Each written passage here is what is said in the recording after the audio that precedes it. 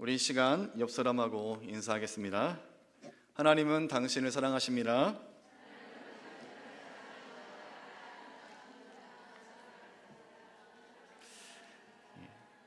앞뒤 좌우로 한 번 더 이렇게 인사하면 좋겠습니다.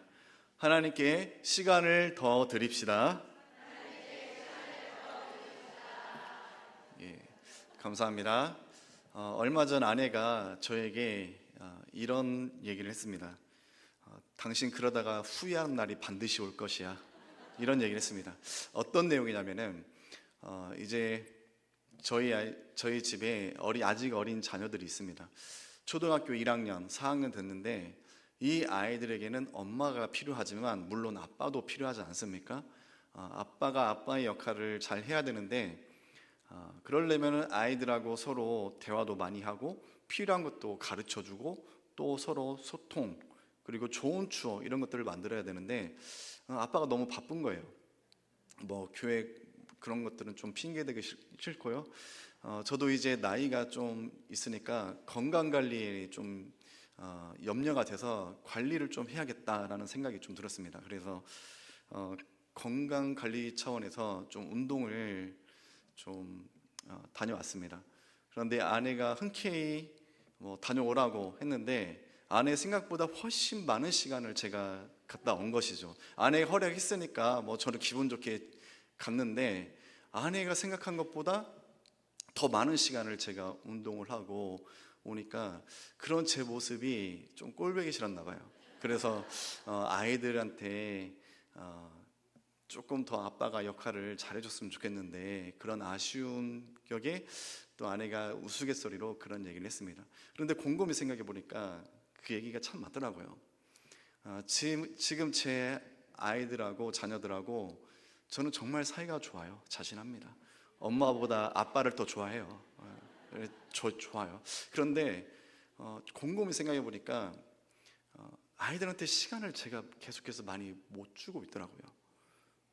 엄마가 역할을 잘하기 때문에 이 아이들이 아빠에 대해서 결핍과 또 부족한 거 다 이해하고 여전히 아빠를 사랑해 주지만 이제 이 아이들이 더 크면 클수록 아빠의 빈자리 이런 것들을 통해서 아이들이 아빠에 대해서 어떻게 여길까?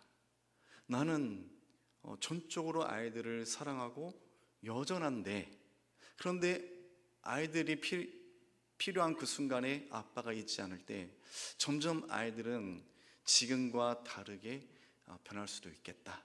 그런 생각을 하면서 동시에 하나님에 대한 관계를 좀 생각을 했습니다.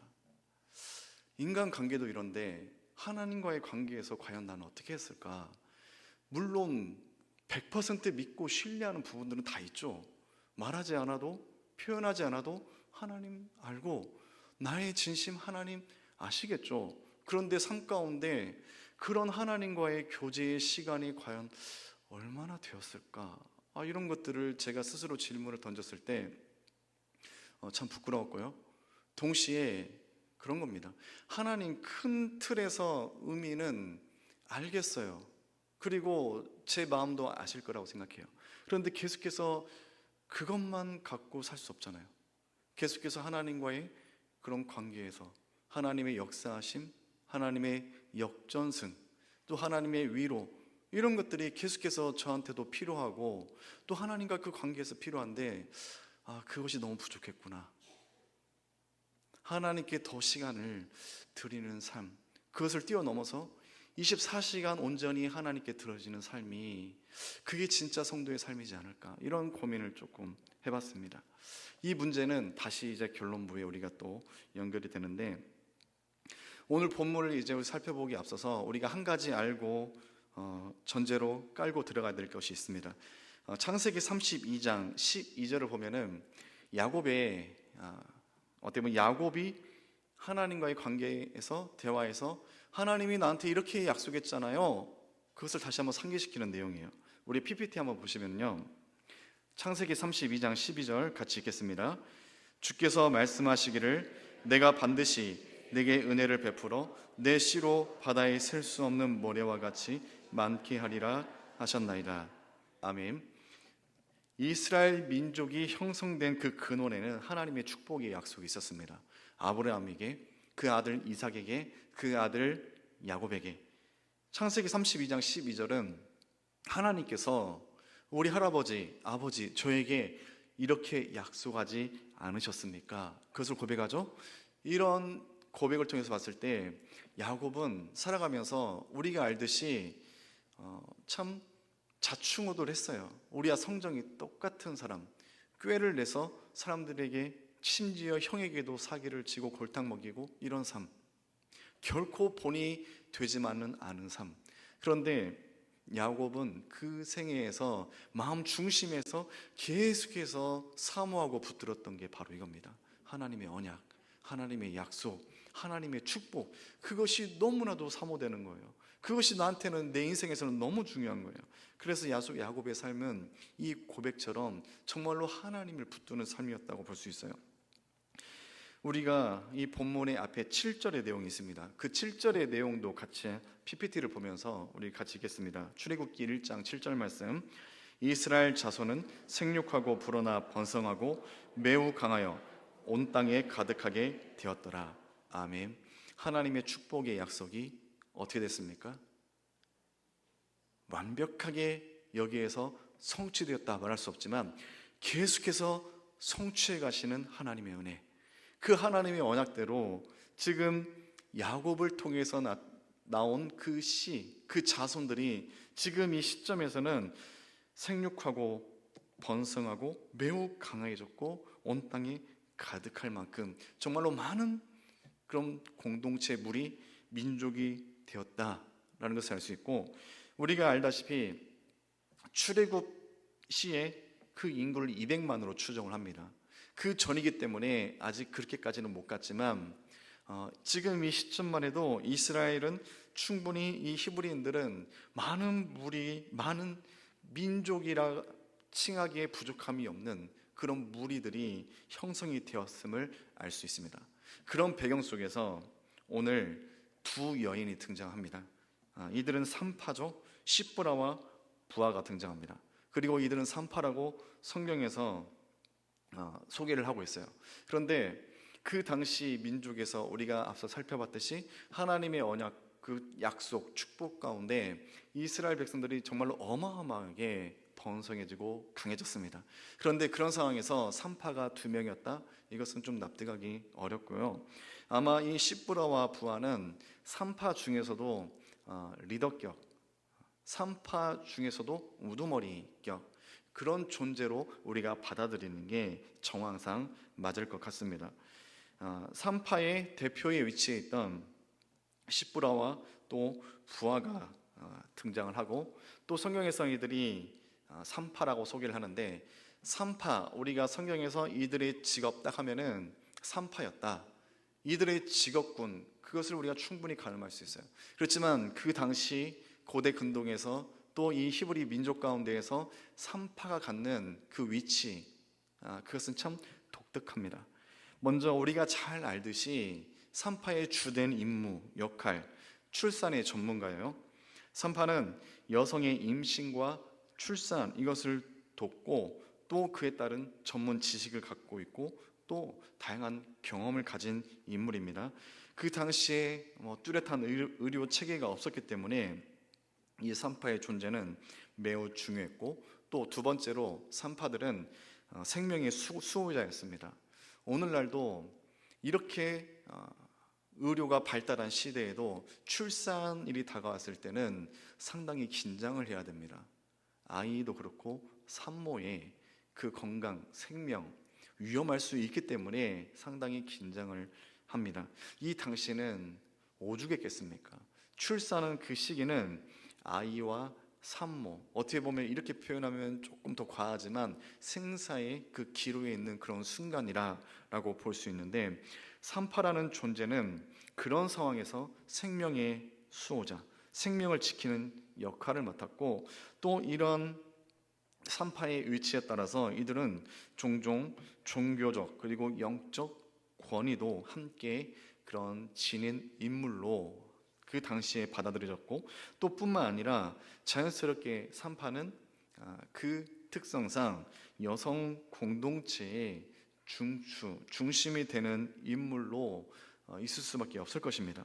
산파는 여성들 사이에서 상당히 신뢰받는 존재였고, 출산뿐만 아니라 당시 여성들의 건강, 육아, 심지어 남녀 간의 그런 결혼에 관한 그런 조언까지도 상담의 역할을 했던 그런 존재였어요. 또한 오늘 본문의 이제 배경이 될 정도로 당시 정치적, 윤리적 그런 선택에 있어서 주체가 되는 역할을 하기도 했습니다. 쉽게 말해서 지금 산파들은 이제 우리가 알다시피 살펴볼 건데, 바로의 왕명이 떨어지지 않습니까? 그것을 거부했을 때 이거는 이들만의 문제가 아니에요. 공동체의 문제로 번질 수 있는데, 그럼에도 불구하고 이들은 이것에 대해서 독단적으로 결정하고 하나님의 뜻을 따르는 모습을 봅니다. 쉽게 말해서 산파는 당시 여인들이 얼마나 그 인권이 바닥을 쳤습니까? 그런데 그런 상황에서도 이 공동체 안에서 한 축으로 어떤 대표 리더의 인정을 받을 만한 그런 역할, 위치에 있었다라는 것을 우리가 생각해 볼 수 있어요. 이처럼 산파라는 당시 이 두 여인은 그 당시 이스라엘 공동체에서 이런 독특한 역할, 위치에 있었다라는 것을 우리가 생각해 볼 수 있고, 그 두 명을 이제 바로가 찾고 이 두 사람에게 바로는 한 가지 중요한 명령, 왕명을 줍니다. 여인들이 출산을 할 때 만약에 남자 그 자리를 살펴서 남자거든 죽이고 여자면은 그대로 살게 두라. 이게 지금 바로의 요구입니다. 그런데 이 장면을 조금 더 생생하게 현장감 있게 보기 위해서 개역 그리고 개정 한글판에서는 한 가지 단어가 여기에 빠져 있어요. 그 단어가 뭐냐면은 하브나임이라는 단어입니다. 이 하브나임이라는 단어는 돌 두 개를 뜻하는 것이에요. 이 돌 두 개, 여기서 빠진 단어 두 돌 가리키는 게 뭐냐면은 크고 넓적한 돌 두 개가 있는데, 그 당시에 출산대, 이 돌 위에서 이제 산모가 출사를 하는, 어떻게 보면은 출산대, 수술대 그런 역할을 했던 것 같아요. 이 두 돌이 지금 바로의 명은 그렇습니다. 원문으로 보면은 우르이텐 알 하브나임, 직역하면은 하브나임 위를 잘 봐라. 이게 지금 바로의 명령이에요. 하브나임, 두 돌, 그 위를 잘 보라. 이게 뭡니까? 그 돌 위에서 이제 산모가 출산을 할 것입니다.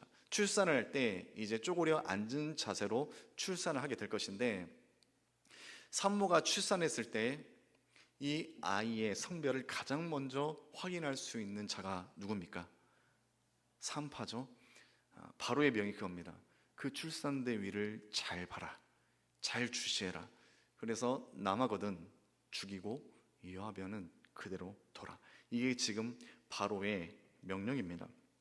이처럼 왕의 명령이 이 두 여인 산파에게 주어진 것입니다.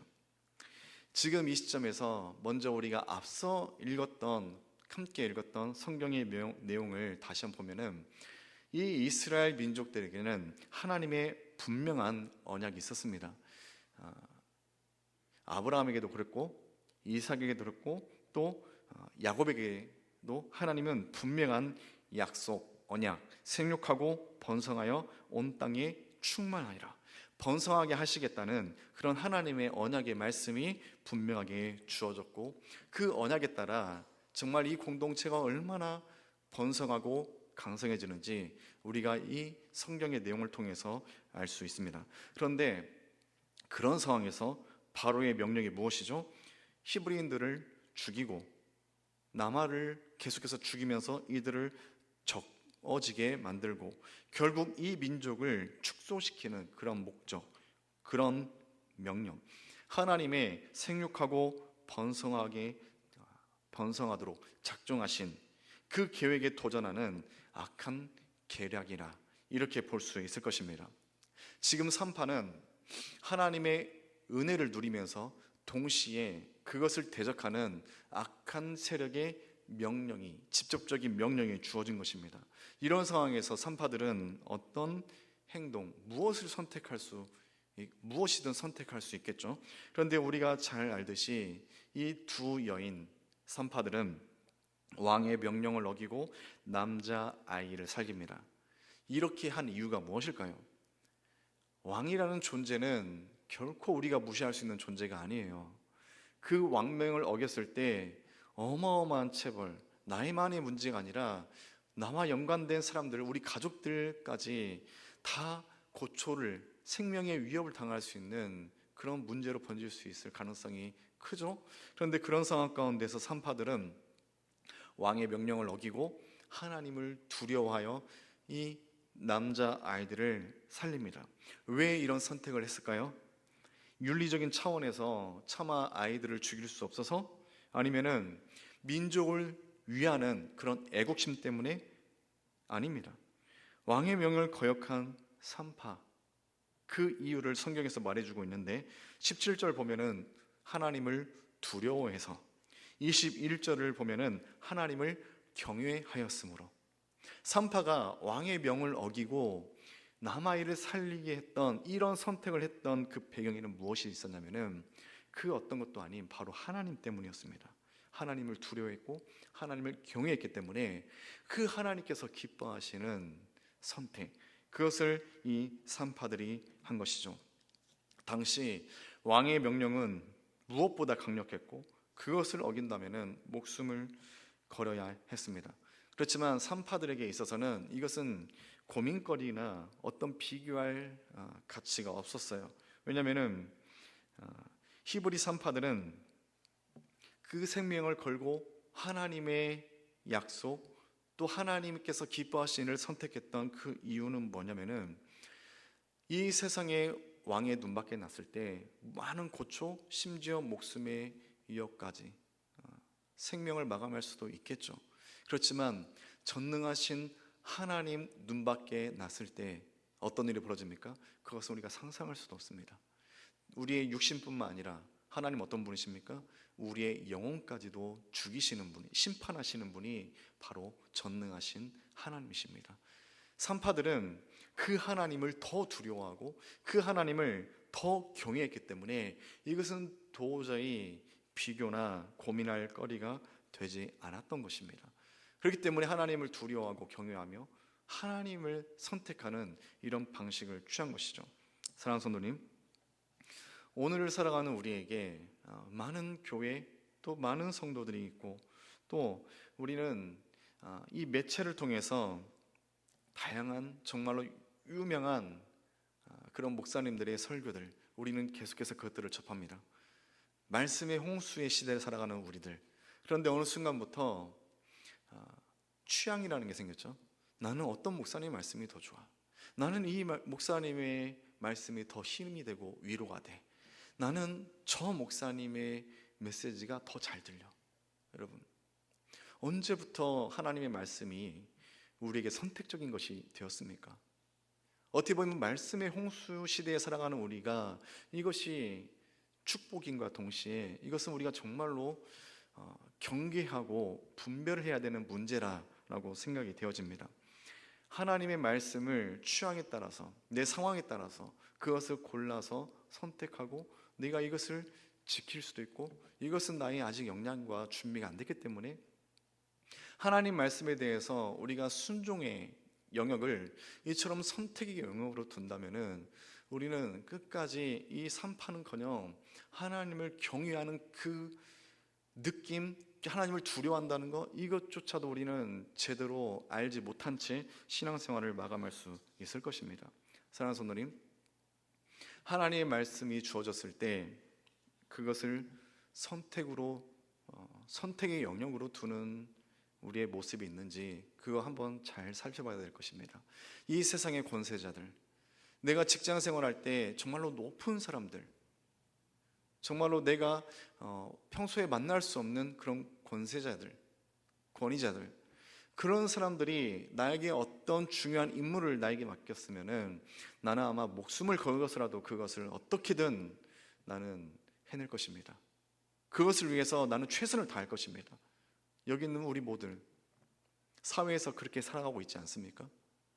하물며 하나님의 말씀이 우리에게 주어졌다면은 그 말씀에 대해서 우리가 어떤 마음과 어떤 태도로 우리가 그 말씀을 붙들어야 되겠습니까? 사랑하는 성도님, 우리가 진정 두려워야 될 것은 세상이 아닙니다. 세상 권세가 아닙니다. 우리가 무엇을 두려워야 됩니까? 우리가 누구를 따라야 됩니까? 답은 이미 정해져 있죠. 오직 하나님만을 두려워하며 하나님의 말씀을 따르십시오.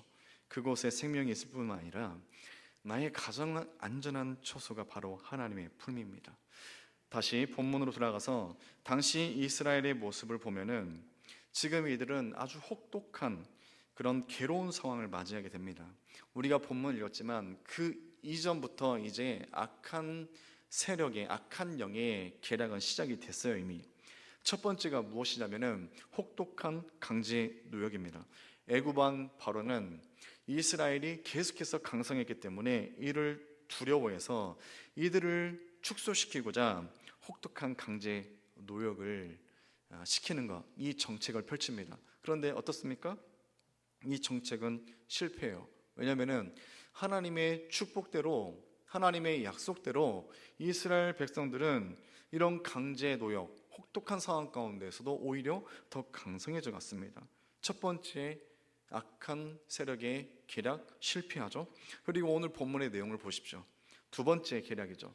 산파를 통해서 이제 남자 아이들을 다 죽이고자 합니다. 이제 시간이 지나서 남자 아이들이 없다면 자연스럽게 이 두려움을 주는 히브리 민족들, 이들은 점점 위축되고 축소될 것입니다. 그 세력이 약해질 것입니다. 그런데 이 계략 또한 하나님을 두려워했던 두 여인을 통해서 이 또한 실패합니다. 그런데 여기서 끝나지 않아요. 우리가 읽지 않았지만 22절, 우리가 성경을 보고 바로 뒤에 있습니다. 22절 우리가 같이 한번 읽으면 좋겠습니다. 시작. 그러므로 바로가 그 모든 신민에게 명하여 가로되 남자가 나거든 너희는 그를 하수에 던지고 여자애든 살리라 하였더라. 아멘. 죄송합니다. 제가 개역 한글판이라 조금 달랐던 것 같아요. 죄송합니다. 자, 아무튼 우리가 이 의미를 우리가 알 수 있는데 악한 세력의 도전은 끝나잖아요. 산파를 통해서 실패했죠. 이제 더 큰 것이 옵니다. 더 센 것이 와요. 상상할 수 없는. 이제 모든 공식적으로 선포가 된 거예요. 모든 태어나는 히브리 민족의 자녀들 중에 남자면은 이제 다 죽여라. 이게 왕의 명령으로 떨어지게 됩니다. 이것을 통해서 볼 수 있듯이 첫 번째, 여기에 적응하니까 이제 생명의 위협, 두 번째가 왔죠. 그 두 번째, 이 산파들의 믿음으로 말미암아 이것 또한 악한 영들의 실패로 돌아갔는데 거기서 끝나지 않아요. 이제 더 어마어마하고 더 센 것이 이제 이스라엘 민족들에게 올 것입니다. 그런데 여러분, 이처럼 고난과 고초 가운데 그 배경의 중심에 누구 있습니까? 세상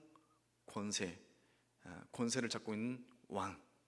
한 나라의 왕이 작정하고 괴롭히는데 그 앞에서 누가 버텨낼 수 있겠습니까? 이스라엘 사람들은 그 고통이 아마 극에 달할 수밖에 없을 것이에요. 그런 상황 가운데 지금 이스라엘 민족들이 살아가고 있어요. 그런데 여러분, 분명한 것은 이처럼 절망적인 상황 속에서도 이스라엘을 향한 하나님의 구원의 계획은 계속해서 진행되고 있었다라는 사실입니다. 아마도 그 당시 이스라엘 백성들은 도가 넘는 박해, 극심한 고통, 도저히 살 수가 없었을 것입니다. 기회가 주어진다면 얼마든지 이 나라를 떠나고 싶었을 것이에요. 이런 상황이지만 하나님께서는 어떻게 신실하게 이들의 구원을 위해서 일하셨습니까? 이미 하나님은 이 시점에서 가나안이라는 젖과 꿀이 흐르는 땅, 그 땅을 이 민족에게 주시기로 작정하셨고, 또 이들이 다시금 돌아갈 수 있도록, 이 민족이 가나안으로 돌아갈 수 있도록 그 모든 것을 다 계획하십니다. 그리고 그 과정에서는 바로 이토록 히브리인들을 핍박하고 괴롭혔던 바로의 악한 마음, 하나님은 그것까지도 사용하시는 것을 볼 수 있어요. 왜 그렇습니까? 여러분, 만약에 이스라엘 백성들이 이 애굽 땅에서 정말로 호의호식하면서 잘 살았다면, 이들이 이제 출애굽하는 여정 가운데 이들이 악한 자들이 이렇게 고백하지 않습니까? 애굽에서 있을 때가 그리웠다. 고기가마 옆에서. 여러분, 언제 이들이 고기가마 옆에 있었습니까? 벽돌을 굽는 그 가마에 있었지, 언제 이들이 고기가마 곁에 있어요? 근데 그렇게 표현하잖아요.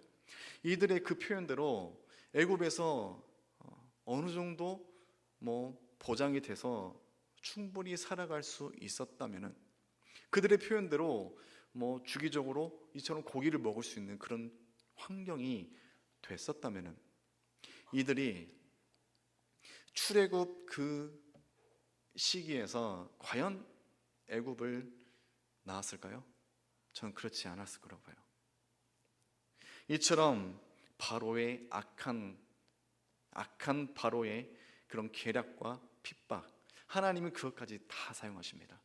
그렇기 때문에 모세라는 리더가 준비되었을 때, 또 하나님이 정한 시기가 되었을 때, 이들은 200만 명이라는 사람이 그 시기에 정확하게 하나님의 계획대로 출애굽을 할 수 있었던 것입니다. 결국 악한 영의 계략, 하나님은 그 배후에서 이 모든 것까지 다 들어 사용하시는 놀라운 하나님의 지혜, 우리가 이것을 살펴볼 수 있을 것입니다. 사랑하는 성도님, 바로를 우리가 봤을 때, 바로는 단순히 세상 왕이지만 동시에 하나님을 대적하는 악한 영의 대표로 볼 수 있습니다. 그리고 이 악한 영의 대표, 우리가 살아가는 이 세상도 여전하죠. 그 당시 이스라엘을 괴롭히고 두렵게 했던 바로, 오늘날 우리가 살아가면서 우리가 두려워하고 또 조심해야 되는 이 세상이라는 이 세상의 권세. 그런데 그들이 실상을 보면은 얼마나 미숙한지 아십니까? 얼마나 그들이 어리석은지 아십니까? 22절을 보면은 바로의 명이 나오죠. 바로는 무엇을 명합니까? 남자를 어떻게 하라고 나옵니까? 남자는 다 죽이라고 해요.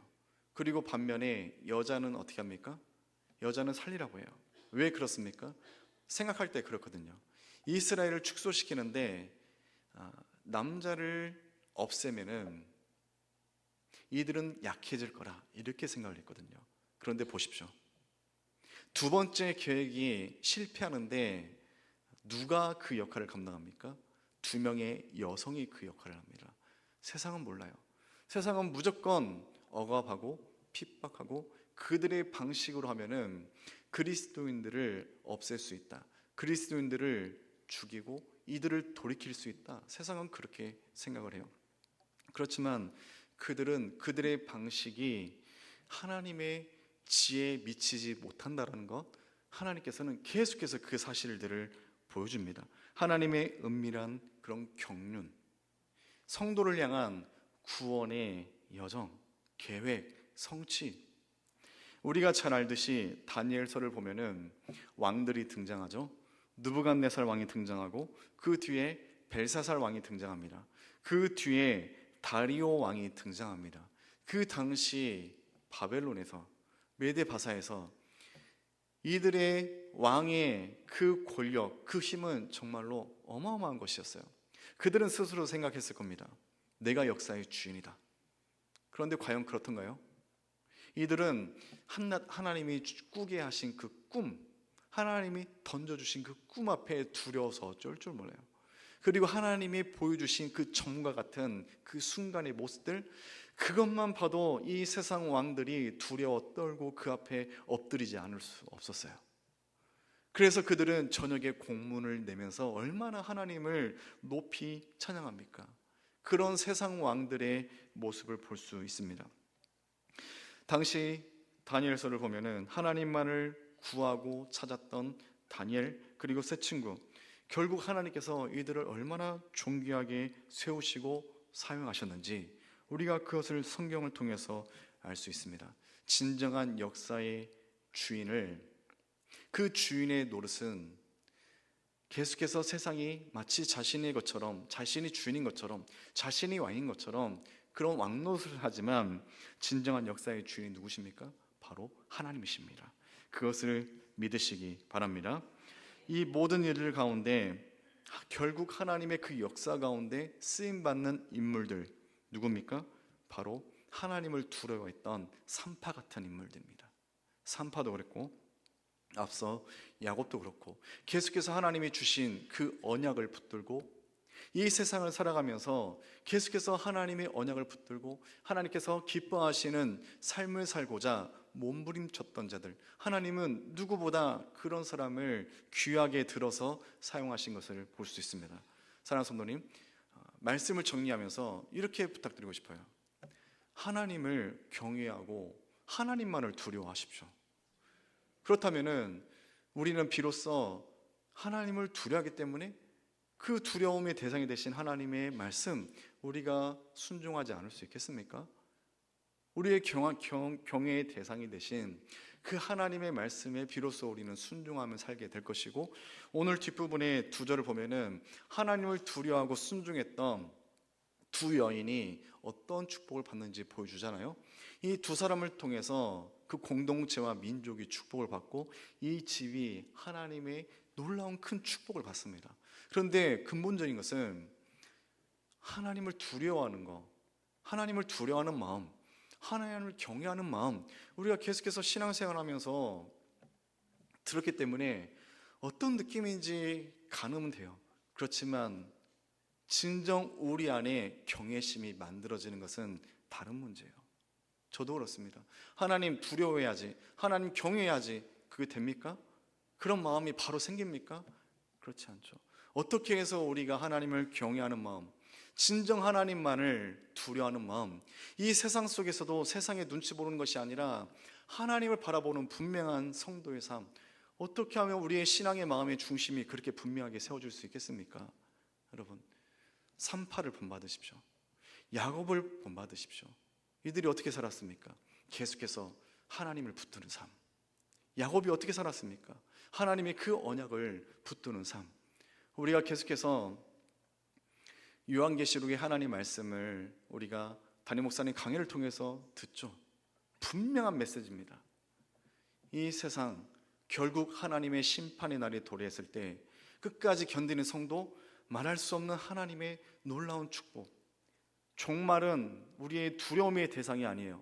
종말은 우리가 소망으로 품어야 될 그 날이고, 이 종말을 통해서 우리는 모든 슬픔, 눈물이 닦아지고 결국 하나님께서 예비하신 놀라운 잔치에 참여하게 될 것입니다. 여러분, 이것을 분명하게 확실하게 믿고 살아가는 삶, 이렇게 했을 때 우리는 분명하게 하나님과 교제를 통해서 하나님을 자연스럽게 경외하고 하나님을 두려워하고 또 자연스럽게 하나님의 그 주신 말씀에 순종하는 삶을 살아가게 될 것입니다. 사랑하는 성도님, 무엇보다 이 세상 가운데에서도 하나님께 더 시간을 들이십시오. 계속해서 24시간 하나님을 붙드십시오.